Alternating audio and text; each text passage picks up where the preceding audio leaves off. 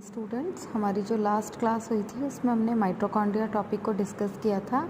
Next हम लोग जो डिस्कस कर रहे हैं वो है गोल्जी बॉडीज़। गोल्जी बॉडीज़ जो है इसके बहुत सारे हमको अलग अलग बुक्स में देखने को मिलते हैं कि ये इसको किस नाम से और जाना जाता है। जैसे इसे गोल्जी कॉम्प्लेक्स कहते हैं, गोल्जी एपरेटर्स भी कहते हैं, इसके साथ बेकर्स बॉडी भी इसे कहा जाता है, इडियोसोम्स भी इसे कहते हैं और लिपोकॉन्ड्रिया के नाम से भी जाना जाता है। तो ये इसके कॉमन नेम है जिसके बारे में हम लोग आगे डिस्कस करेंगे कि इनके सारे ये नेम्स किस तरीके से रखे गए हैं। इसके साथ ही अगर हम ये देखें कि गोल्जी बॉडीज़ नाम किसने दिया था या इसको डिस्कवर किसने किया था, तो कैमिलो गोल्जी नाम से जो साइंटिस्ट थे उन्हें इसकी डिस्कवरी का हम क्रेडिट देते हैं कि कैमिलो गोल्जी के नाम से ही इनको आइडेंटिफाई किया गया था, इसका डिस्कवरी हुआ था। कैमिलो गोल्जी ने इसे ऑल की जो न्यूरो सिस्टम था, न्यूरोसेल था उल्लू की तंत्रिका कोशिका में, उसमें स्टडी किया था और फिर बताया था कि एक तरीके का सेल ऑर्गेनेल जो है वो इन तंत्रिका कोशिकाओं में प्रेजेंट था, न्यूरो सिस्टम में प्रेजेंट था। इसके साथ ही देखिए एक वर्ड मैंने लिखा है प्लियोमॉर्फिक। प्लियोमॉर्फिक जो है वो गोल्जी बॉडीज़ के लिए यूज़ किया जाता है। इसका रीज़न है कि जितनी भी चाहे प्लांट सेल हो और या एनिमल सेल हो, इन दोनों सेल में गोल्जी बॉडीज़ का जो शेप और साइज़ है वो अलग अलग देखने को मिलता है, इसलिए इसे प्लियोमॉर्फिक या बहुरूपी के नाम से इसे जाना जाता है। ये गोल्जी बॉडीज़ का स्ट्रक्चर है। इस स्ट्रक्चर में जो इसके डिफरेंट कंपोनेंट्स हैं या इसके जो पार्ट्स हैं वो पार्ट्स देखिए। एक फर्स्ट पार्ट जो है वो है cisternae part, then second part इसका वेसिकल्स पार्ट है और थर्ड पार्ट इसका ट्यूब्यूल्स पार्ट है। इस गोल्जी बॉडीज़ की दो फेजेस होती हैं। दो फेज मतलब दो परत है एक तरीके के। अगर हम हाथ को इस तरीके से देखें तो ये वाला फेज है और एक ये वाला फेज है। तो ये जो फेजेस हैं यहाँ पर देखिए, जो फेज़ इसका सेल मेम्ब्रेन की तरफ होता है, ये कौन सा है, ये है सेल मेम्ब्रेन की साइड। तो जो सेल मेम्ब्रेन की तरफ होता है उस फेज़ को हम बोलते हैं ट्रांसफेज और मैच्योरिंग फेज़। एक फेज़ इसका अंदर की तरफ यानी न्यूक्लियस की तरफ होता है और जो न्यूक्लियस की तरफ होता है उस फेज़ को हम बोलते हैं सिस फेज़ और फॉर्मिंग फेज़। इन दोनों फेजेस का रोल इसलिए इम्पॉर्टेंट है क्योंकि न्यूक्लियस मेम्ब्रेन की तरफ या न्यूक्लियस की तरफ जो भी वेसिकल्स है या जो पार्ट बन रहे हैं वेसिकल्स वाले, यहाँ से ये पार्ट मूव करते हुए कहाँ पर आते हैं, ये अंदर वाले पार्ट पर सिस्टर्नी एरिया में आते हैं। ये सिस्टर्नी पार्ट जो है वो कुछ केमिकल कंपोजिशन बनाता है और कुछ केमिकल्स का सिक्रीशन करता है। वो वेसिकल्स यहाँ से मूव करते हुए, ठीक है, उनका मेटाबॉलिक एक्टिविटीज़ हो जाएंगी और केमिकल्स का सिक्रीशन हो जाएगा और जो जितनी एक्टिविटीज़ यहाँ सिस्टर्नी पार्ट में होनी है वो सारी एक्टिविटीज़ होने के बाद में वेसिकल्स को सेल मेम्ब्रेन के थ्रू बाहर निकाल दिया जाता है। तो ये एरिया जो होगा ये एग्ज़िट होगा किसका, वेसिकल्स का, और ये एंटरिंग फेज़ है। तो यहाँ से ER से, यहाँ से मतलब ER से, तो ER रीजन से जो भी वेसिकल्स बने हैं वो वेसिकल्स कहाँ जाएंगे, गोल्जी बॉडीज़ के पास में जाएंगे। गोल्जी बॉडीज़ से वो सिस्टर्नी एरिया में जाएंगे गोल्जी बॉडीज़ के, और वहाँ पर इनमें केमिकल कंपोजिशन जो भी होगा वो प्लस मेटाबॉलिक एक्टिविटीज़ वो सारे फंक्शन होने के बाद में ये सेल के मेम्ब्रेन के थ्रू बाहर निकल जाते हैं। तो ये है एग्जिट और ये है एंट्रेंस। अगर हम ये बात करें कि गोल्जी बॉडीज़ का मेन फंक्शन क्या है, तो गोल्जी बॉडीज़ का मेन फंक्शन है सिक्रीशन करना। तो ये स्त्रवण करने का कार्य करती है और वो सिक्रीशन जो होता है वो इसके सिस्टर्नी पार्ट से और इसके वेसिकल पार्ट से होता है। केमिकल को सिक्रीट करेंगे और जो भी हमारा मेटाबॉलिक एक्टिविटीज़ सेल के अंदर होनी होगी वो सारी मेटाबॉलिक एक्टिविटीज़ सिस्टर्नी एरिया से होकर के जो भी एक्सेस में सेल का पार्टिकल्स है वो सारा सेल से बाहर निकल जाता है। तो इसका फंक्शन मेन यही है। देन कि कहाँ पाई जाती है, किस में प्रेजेंट होती है, किस में एब्सेंट होती है। अगर हम उसको देखें तो प्रोकैरियोट्स के केस में ये टोटली एब्सेंट होती है, गोल्जी बॉडीज़ प्रोकैरियोट्स में नहीं पाई जाती। यूकैरियोट्स में ये सभी में प्रेजेंट होती हैं। अगर हम ये बात करें कि क्या प्लांट सेल और एनिमल सेल दोनों में ये प्रेजेंट होती है, तो हाँ, गोल्जी बॉडीज़ जो है वो प्लांट सेल और एनिमल सेल दोनों में प्रेजेंट होती है। लेकिन कुछ एक्सेप्शनल केसेस हैं जिनमें गोल्जी बॉडीज़ टोटली एब्सेंट होती है, वो चाहे प्रोकैरियोट्स हो, चाहे जो भी है वो या तो प्लांट सेल हो सकता है या वो एनिमल सेल हो सकता है। जैसे अगर हम देखें कि ह्यूमन की आरबीसी में गोल्जी बॉडीज़ जो है वो टोटली एब्सेंट होती हैं। देन सीव ट्यूब्स यानी चालनी नलिकाएं, जो कि फ्लोएम का एक कंपोनेंट है, फ्लोएम का पार्ट है। तो इस फ्लोएम वाले पार्ट में भी सीव्स ट्यूब्स के अंदर गोल्जी बॉडीज़ एब्सेंट होती है।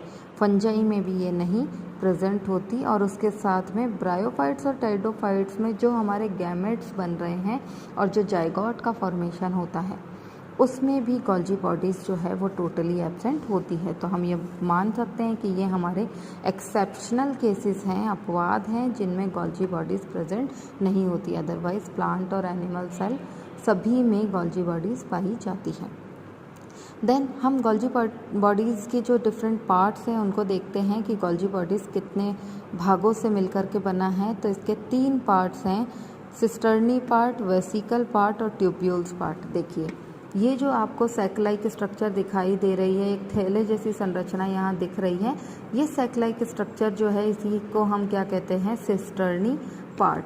जो वेसिकल्स यानी न्यूक्लियस की तरफ जो एरिया पर इस तरीके की स्फेरिकल शेप स्ट्रक्चर बन रही है उसे हम कहते हैं वेसिकल्स पार्ट। और उसके बाद में ये जो है, ये जो ट्यूब लाइक स्ट्रक्चर है, ये ट्यूब लाइक स्ट्रक्चर को हम बोलते हैं ट्यूब्यूल्स। तो इसके 3 पार्ट्स हैं, सिस्टर्नी पार्ट, वेसिकल पार्ट और ट्यूब्यूल्स पार्ट। जो इसका सिस्टर्नी पार्ट होता है वो सैक लाइक स्ट्रक्चर बनाता है, और उस सैक लाइक स्ट्रक्चर जो बन रही है उस सैक लाइक स्ट्रक्चर के अंदर क्या होता है, ये ट्रांसपेरेंट फ्लूइड प्रेजेंट होता है। ये जो ट्रांसपेरेंट फ्लूइड है एक तरीके का केमिकल सिक्रेशन है जो कि गोल्जी बॉडीज़ करती हैं। साथ ही सिस्टर्नी सैक-लाइक स्ट्रक्चर है, अनब्रांच्ड फॉर्म में होती है। सिस्टर्नी में कोई भी ब्रांचिंग नहीं होती, अनब्रांच्ड होती है। इसके साथ अगर हम ये बात करें कि एक सेल मतलब एक सिंगल प्लांट सेल की अगर हम बात करें कि नंबर कितना हो सकता है, तो एक सिंगल प्लांट सेल में इसका नंबर जो होता है वो 3 to 7 होता है। 3 से 7 तक गोल्जी बॉडीज़ प्रेजेंट हो सकती हैं। तो ये था सिस्टर्नी पार्ट। इसके साथ ही वेसिकल पार्ट, देखिए वेसिकल पार्ट जो है वो है इस तरीके की पुटिकाएं हिंदी में बोला जाता है। तो ये इस तरीके की स्फेरिकल शेप राउंडेड स्ट्रक्चर होती है। और इसके साथ में अगर बोलें कि इनका फॉर्मेशन किससे होता है, तो वेसिकल्स का जो फॉर्मेशन होता है, तो ये जो ट्यूब्यूल्स पार्ट है, इन ट्यूब्यूल्स में जो ट्यूब लाइक स्ट्रक्चर है, उस ट्यूब लाइक स्ट्रक्चर में बर्ड्स का फॉर्मेशन हो जाता है, बर्डिंग बन जाती है। बडिंग बोलते हैं मुकुलन।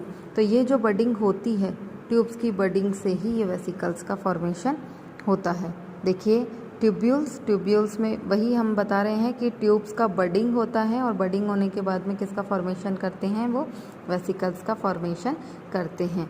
ट्यूब जो हमारी ट्यूब्यूलस पार्ट है, वो ट्यूब्यूलस पार्ट की पोजीशन जो होती है वो होती है पेरिफेरल, आउटर सरफेस पर। और आउटर सरफेस मतलब न्यूक्लियस से जो एंडोप्लाज्मिक रेटिकुलम वाला एरिया है वहाँ के उस सरफेस पर ये वाला एरिया भी देख लीजिए। ये वाला जो है ये हमारा ट्यूबुलस पार्ट है पेरिफेरल सरफेस के साथ में।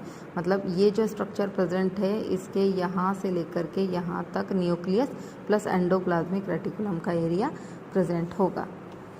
देन अगर हम बात करें कि गोल्जी बॉडीज़ जो है इसका मेन फंक्शन क्या है, ये तो हमने बात की थी कि इसके स्ट्रक्चर क्या है और ये कहाँ पर प्रेजेंट होती है। अगर हम बात करें कि गोल्जी बॉडीज़ का मेन फंक्शन क्या है, तो सबसे इम्पॉर्टेंट इसका फंक्शन है सिक्रीशन करना।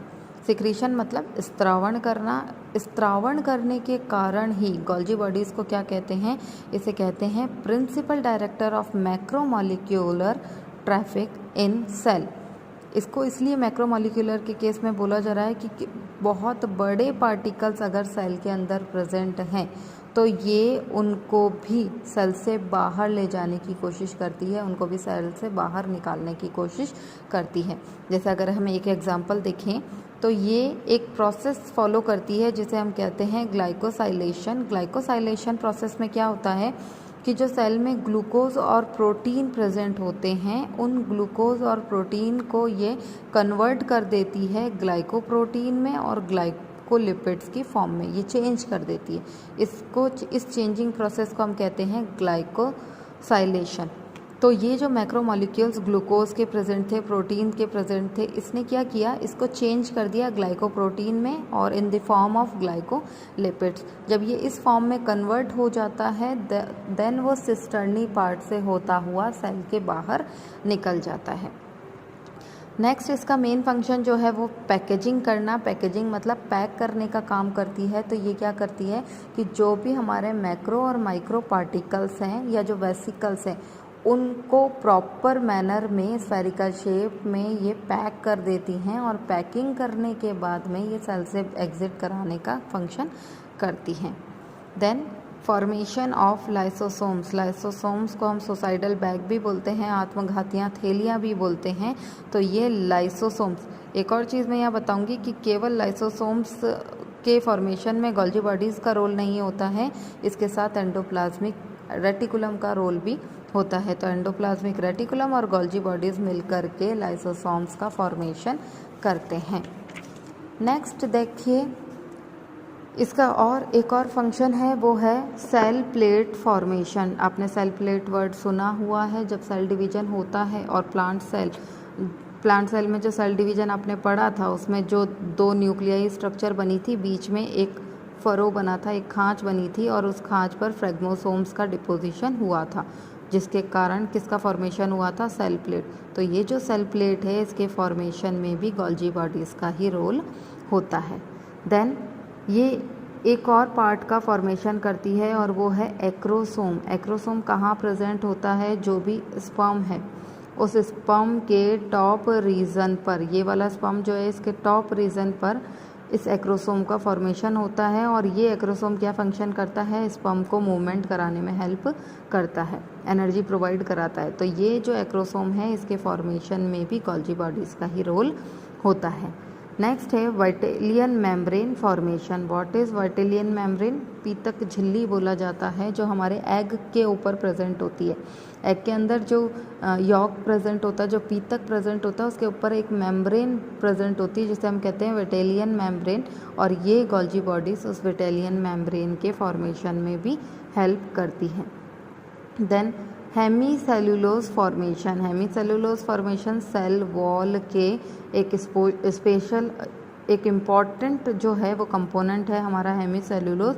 तो ये हेमीसेल्यूलोज के निर्माण में भी मदद करती है, उसके फॉर्मेशन में भी गोल्जी बॉडीज़ हेल्प करता है। Then polysaccharides. जो पॉलीसैकेराइड्स है, जो हमारा ऑर्गेनिक कंपाउंड है पॉलीसैकेराइड्स, उसके सिंथेसिस में भी ये मदद करती है। पॉलीसैकेराइड्स के सिंथेसिस में हेल्प करती है, हेमीसेल्यूलोज के फॉर्मेशन में हेल्प करते हैं। देन एक एसिड है सियालिक एसिड। एक्चुअल में ये सियालिक एसिड कहाँ प्रेजेंट होता है, ये कार्बोहाइड्रेट्स जो होता है उसका डेरिवेटिव है। तो ये कार्बोहाइड्रेट्स के डेरिवेटिव, जो कार्बोहाइड्रेट्स कहाँ प्रेजेंट है, सेल मेम्ब्रेन वाले पार्ट में। तो जो सेल मेम्ब्रेन में कार्बोहाइड्रेट्स प्रेजेंट है उसका कंपाउंड है सियालिक एसिड, और ये सियालिक एसिड के फॉर्मेशन में भी मदद करती है। तो यहाँ तक था हमारा गोल्जी बॉडीज़ का structure and function. Next topic we are discussing about the endoplasmic reticulum. देखिए, एंडोप्लाज्मिक रेटिकुलम ER के नाम से हम इसे जानते हैं, शॉर्ट में ER ही बोलते हैं। ये एरिया जो है ये हमारा है न्यूक्लियस वाला पार्ट। जो पार्ट आपको दिखाई दे रहा है ये न्यूक्लियस है, और ये वाला पार्ट जो है ये हमारा सेल मेम्ब्रेन वाला पार्ट। तो न्यूक्लियर मेम्ब्रेन, ये जो मेम्ब्रेन है ये किसकी है, ये न्यूक्लियस की न्यूक्लियर मेम्ब्रेन है। तो न्यूक्लियर मेम्ब्रेन से सेल मेम्ब्रेन का बीच का जो कनेक्टिव पार्ट है या मेम्ब्रेनस सिस्टम जो है उसे ही हम क्या कहते हैं, एंडोप्लाज्मिक रेटिकुलम। एक्चुअल में ये एक मेम्ब्रेन सिस्टम ही है, झिल्लियों का एक तंत्र इसे कहते हैं, जो कहाँ से कहाँ तक प्रेजेंट होता है, न्यूक्लियर मेम्ब्रेन से सेल मेम्ब्रेन तक ये प्रेजेंट होता है। अगर बात करें कि एंडोप्लाज्मिक रेटिकुलम की खोज किसने की थी, तो सबसे पहले इसकी खोज जो है वो पॉर्टर ने की थी, और इसे नाम भी एंडोप्लाज्मिक रेटिकुलम पॉर्टर ने ही दिया था। तो डिस्कवरी का श्रेय और उसके साथ में इसको नाम देने का श्रेय जो है वो दोनों ही पॉर्टर को जाते हैं। उसके बाद में इसे साइटोस्केलेटन ऑफ सेल भी कहा जाता है। यह कोशिका के कंकाल तंत्र बनाने में मदद करती है या कोशिका के कंकाल का निर्माण करती है, सेल का स्केलेटन सिस्टम बनाती है, इसीलिए इसे साइटोस्केलेटन ऑफ सेल भी कहते हैं। देन कुछ जगह आपको मॉडिफिकेशंस देखने को मिलेंगे जो कि एंडोप्लाज्मिक रेटिकुलम के मॉडिफिकेशंस हैं और बहुत इम्पॉर्टेंट हैं, इनको भी हम एक बार देख लेते हैं। देखिए, फर्स्ट मॉडिफिकेशन है that is sarcoplasmic reticulum. What is sarcoplasm? Sarcoplasm जो है वो स्केलेटन सिस्टम का जो मस्क्यूलर पार्ट है उसे हम कहते हैं सार्कोप्लाज्मा। मसल्स जो हैं उसे हम कहते हैं सार्कोप्लाज्मा। ये क्या करती है, जो स्केलेटन मसल सेल होती है, जो स्केलेटन मसल सेल है, उस स्केलेटन मसल सेल में ये कैल्शियम आयन का सिक्रीशन करती है। क्या करती है? स्केलेटन मसल सेल्स में कैल्शियम आयन का सिक्रीशन करती है, और जब मसल्स में कैल्शियम आयन जो है वो सिक्रीट होता है तो ये किस में मदद करता है? ये मसल्स के कॉन्स्ट्रक्शन में मदद करता है, पेशीय संकुचन में मदद करता है। तो ये किसका फंक्शन है? ये एंडोप्लाज्मिक रेटिकुलम और कौन सा? सार्कोप्लाज्मिक रेटिकुलम जो है उसका मेन मॉडिफिकेशन है। देन नेक्स्ट मॉडिफिकेशन है टी ट्यूब्स। टी मतलब ट्रांसफ़र और ट्यूब्स मतलब जो कि ट्रांसफ़र मसल्स में प्रेजेंट होती है।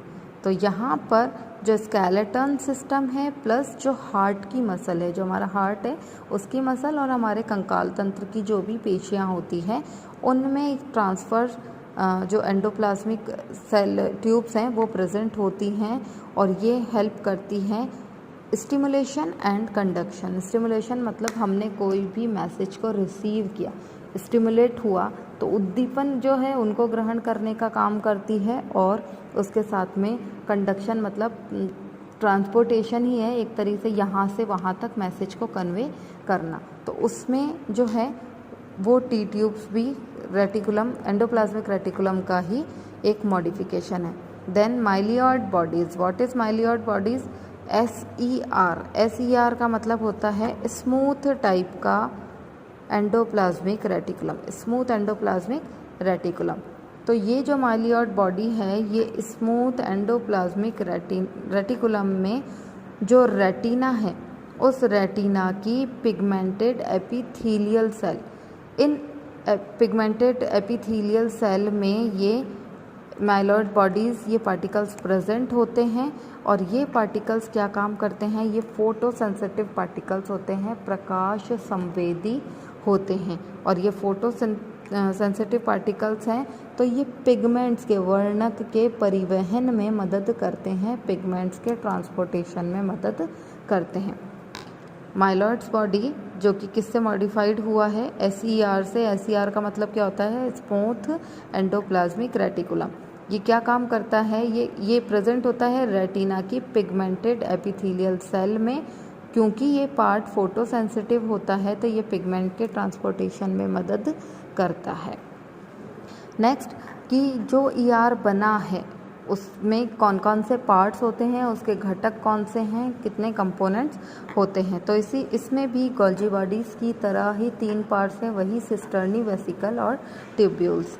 तो फर्स्ट पार्ट है सिस्टर्नी। सिस्टर्नी पार्ट्स जो होता है वो इसका अनब्रांच्ड होता है, अशाखित होता है। अगर हम सिस्टर्नी का स्ट्रक्चर देखें तो कुछ इस तरीके से स्ट्रक्चर दिखाई देता है, और इन स्ट्रक्चर्स पर जो है इस तरीके से राइबोसोम्स प्रेजेंट होते हैं। तो अनब्रांच्ड होते हैं और इन पर क्या प्रेजेंट है? ये राइबोसोम्स प्रेजेंट है, और राइबोसोम्स की प्रेजेंस के कारण ही इनका स्ट्रक्चर कैसा होता है? रफ होता है। इसके बाद vesicle part. Vesicle part Oval shape हो सकता है, स्फेरिकल होता है, इस तरीके की राउंडेड शेप स्ट्रक्चर है, और ये इसका मेन फंक्शन जो होता है वो होता है स्टोरेज करने का, किसी भी पार्ट को स्टोर करने का काम ये वाला पार्ट करता है।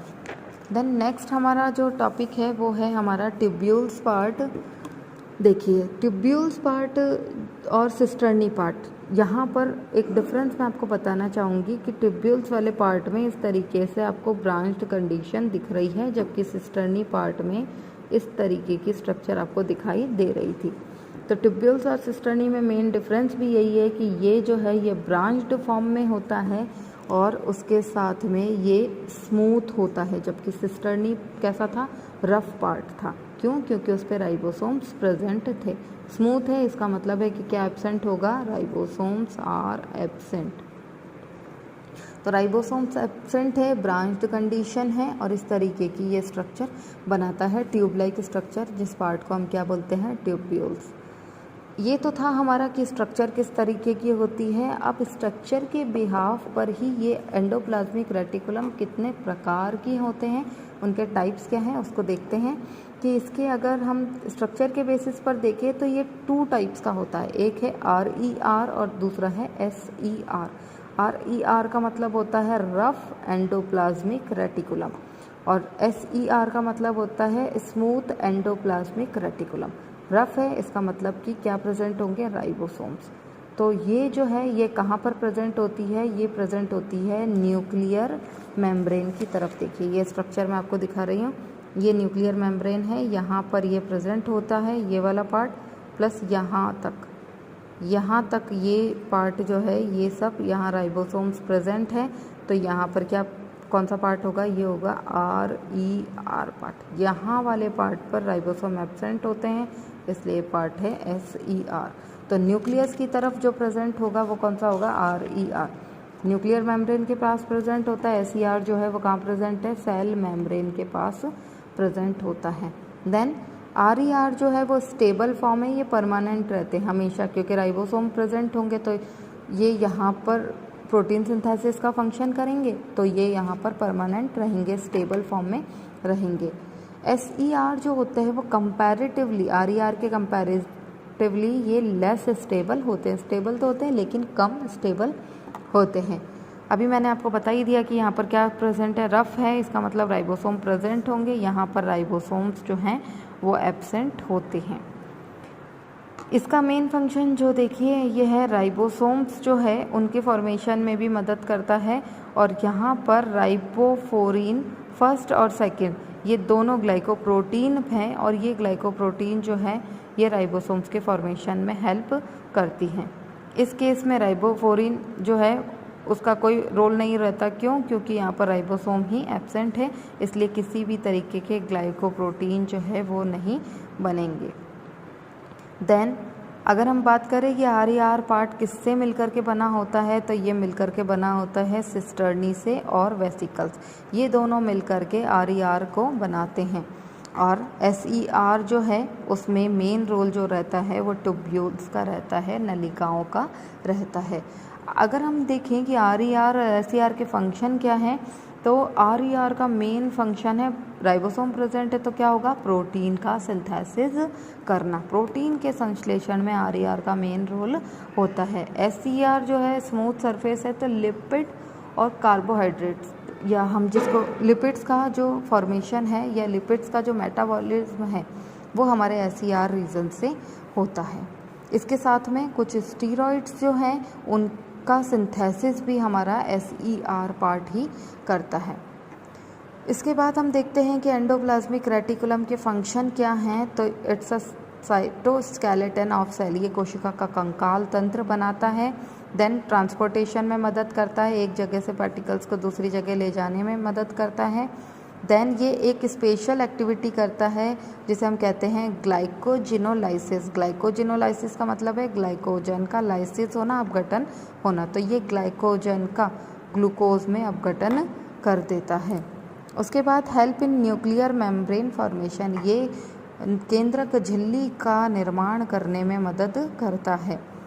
Next detoxification. What is detoxification? Cell के अंदर जो भी हमारे टॉक्सिक मटेरियल है, विषैले पदार्थ हैं, उन विषैले पदार्थों को भी ये सेल से बाहर निकालने में मदद करवाता है with the help of Golgi bodies. तो उसे हम कहते हैं डिटॉक्सिफिकेशन। देन प्रोटीन सिंथेसिस का काम करता है और प्रोटीन सिंथेसिस कौन करेगा? इसका RER part. Then glycogen synthesis and lipoprotein synthesis, ये दोनों फंक्शन जो हैं ये SER के थ्रू होते हैं। और लास्ट है सार्कोप्लाज्मिक रेटिकुलम। सार्कोप्लाज्मिक रेटिकुलम अभी हमने बताया कि कहाँ पर प्रेजेंट होगा, स्केलेटन सिस्टम की मसल्स में प्रेजेंट होता है और इसका मेन फंक्शन क्या होता है, ये कैल्शियम आयन का सिक्रीशन करता है। कैल्शियम आयन जो है वो उसका सिक्रीशन करता है जिससे मसल्स कॉन्ट्रैक्शन में हमें हेल्प मिलती है, पेशीय संकुचन में हमें मदद मिलती है। यहाँ तक हमारे जो सेल ऑर्गेनल्स वाला टॉपिक था वो कंप्लीट हो गया है। अब 2 टॉपिक हैं, वैक्यूल्स और पैरोक्सिसोम्स। ये आप बुक से रीडिंग लगा दीजिए क्योंकि इससे रिलेवेंट आज तक कभी कोई ना तो क्वेश्चन पूछा गया है और ना ही इसके बारे में ज़्यादा जानकारी बुक्स में अवेलेबल है। आप इसको एक बार रीडिंग लगा लीजिएगा। जितने इंपॉर्टेंट सेल ऑर्गेनल्स थे वो हम आज तक कंप्लीट कर चुके हैं। मंडे से हम लोग हमारा सेकेंड यूनिट स्टार्ट करेंगे।